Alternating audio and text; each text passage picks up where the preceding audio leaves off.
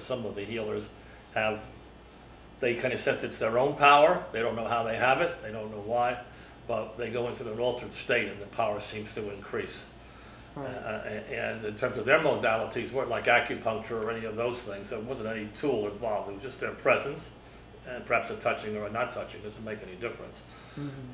But it was just a transfer of energy from one body to another, which makes complete sense if you really understand that in fact we're not little balls, little marbles of atoms and electrons. We're really it's just sheer energy is going in and out of us. It's just an old Greek tradition that decided that the atoms and electrons and everything, but in terms of the latest thinking, just energy, little mm-hmm. strings of energy, you know. Mm-hmm. So more and more, I think what you're going to find is that your physics, your classic physics, is going to become more and more. It's going to get closer to what people who are healers and mystics feel about what the body is. At one time, I did take a session with a woman who had what they call a feedback bio bliss machine, which was simply a program that she put on her computer that both diagnosed and cured. It was developed by a NASA scientist mm-hmm. and very sound scientifically, and it picked up all the weaker areas of your body and just gave them a shot of energy.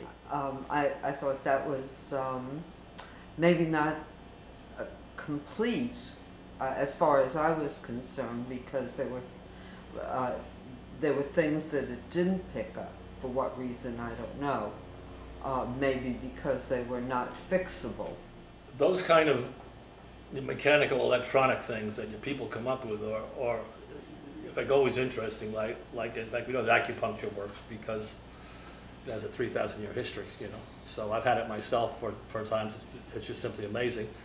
I'm a little leery of in terms of the electrical things. I've had a lot of sound therapy. I went to Bob Monroe's place in West Virginia. He's the guy who wrote Journeys Out of the Body back in the 60s. Mm-hmm. I went there. That was my first experience to see what was going on.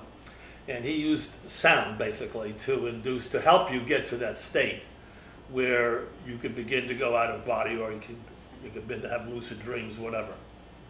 I was not successful in doing it, although there were a lot of highly psychic people there with me, but the technique was very good. He had sounds and earphones in, and he managed to get the frequencies to a state that you reach that particular state of your mind. If you're relaxed, you're able to float a little bit, that it just got you there faster. Especially for people like myself who aren't naturally floaty, you know, into those areas.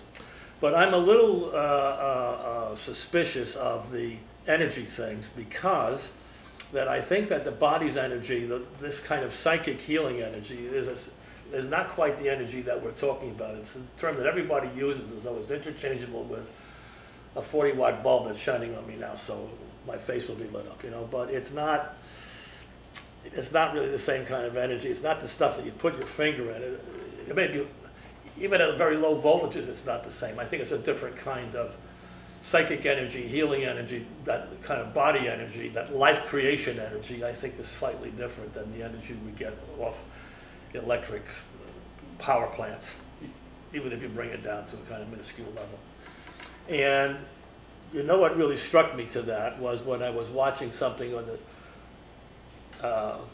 Shroud of Turin, which they were trying to figure out that if there was an explosion of light, if it was a valid shroud, that's still an argument, you know. They had tested one part of the shroud, but it was a bad part to test, and that the shroud was not laid as one piece, at least in the traditional way, over the body. There was a headpiece that went like this, and the body was wrapped another way. So the way it's continuous, basically, in the Shroud of Turin leads you to believe that maybe that either there was an exception made in this case, or it was done after the fact, after the original shroud was put on, or that it's a fake. You know, we don't know, a fake, or was it something that was constructed. But when they took a look at one of the things that's really a miracle about the face piece is that when you examine it through all kinds of software methods, you find that it's a 3D projection. That is, that in fact, if you take the light and shading as such, it will project into a 3D face. And one of the physicists said, you know, we don't know what source of light can do this, because if it's a burst of light, it doesn't work that way. It goes in all directions at once, and the same if you have a kind of directed light, which would be the type of lights that people think would come off of a body that was in a highly transfigured state. Say that's what happened with Jesus. He wasn't really dead. He came back into life, which is possible. And he did so at a very heightened state of awareness, you know, so that he did scorch the thing. The second thing I found out is that there's no pressed buttocks on the sheet, which means that the body would have to be levitated, you know. But the thing that was interesting is this says the only light that would do that, that would make that 3D projection, is the same kind of light that goes on a Xerox when it goes across. A focused light goes across, and suddenly my head just spun open, because 5 or 6 years ago, 10 years ago, I was doing something called soul exposures, which are spontaneous oral poems. We do them directly into a camera like here. There's no cameraman, it's just a dark room, and they're done spontaneously from the unconscious.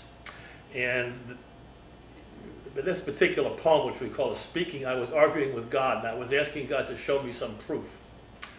And the poem went on, and we went on with the rest of them, and then we brought it back to the studio for editing. And just after I said that, what went across the camera, the screen, the only time it's ever happened in hundreds of hours of shooting, is a line just like a Xerox line. Which leads me to believe that psychic energy is not the kind of energy that we get off these. Its light isn't like that. It seems to, if that was something from the collective unconscious, from the unknowable, that chose to speak to me in that way, just in terms of sheer energy, just to draw a line right across the thing, the way it zipped across, just as I said it. And in fact, I'm going to show you an example of that. I'm going to bring that old film in and put it up on this particular one here. You can see it go across. Is that it just struck me that perhaps that whole question of how that, the nature of that energy is not quite the same thing we get off the power plants of Con Edison. Oh, I should hope not. Off the Hoover Dam, you know. So it's an energy, but we should think of it as not quite compatible in that way. I think it's much more complex and subtle.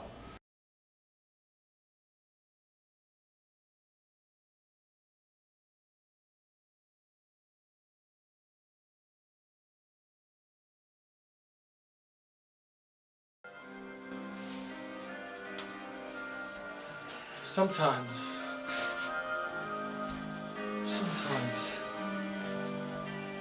in my dreams, I'm waiting for a gesture of some kind from somebody high above. It doesn't have to be anything that's excessive. No burning bushes and things like that.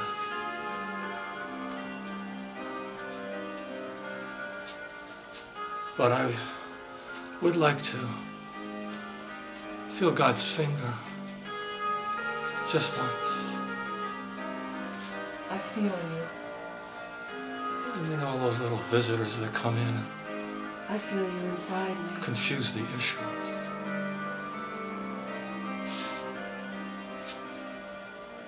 There's someone else talking I want that other touch. all of the time. I want the door to really open. If you know what I mean. Hear you anymore. Oh, I know that door's probably waiting for me, and I can't remember. I'll get a chance to go through it pretty soon. But I don't want any empty promises. I can't remember. Just like a little touch, you know? What you said before. Just a little finger on the shoulder, on my eyelids, just before I sleep.